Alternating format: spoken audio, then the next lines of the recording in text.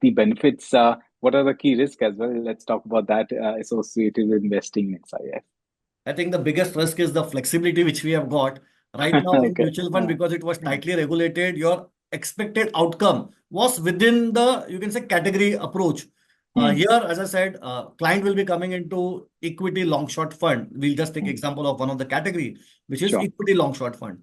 Now, Mm, equity long short fund is defined as 80% minimum has to be in equity. That is mm, the single line definition of equity long short fund. Now, 80% always have to be in equity. As a fund equity. manager, I can choose to run 80% large cap. You can Mm, choose to run 80% micro cap. Someone else will come and write 80% small cap. Someone will come and do 80% arbitrage. right. And that is why you will see the amount of difference in our portfolios and the Mm, expected returns can be huge.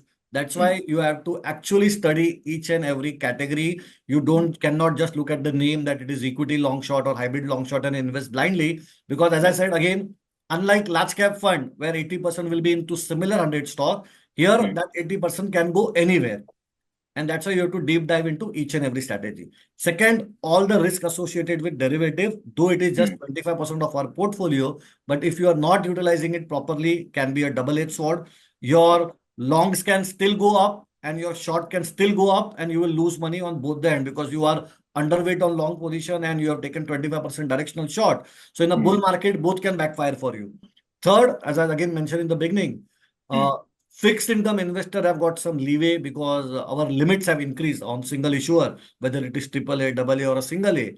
Now that mm, again I said is a double-edged sword. Sometimes concentration helps you, but sometimes concentration is also risky, as we have seen what happened with some of the issuers in 2018.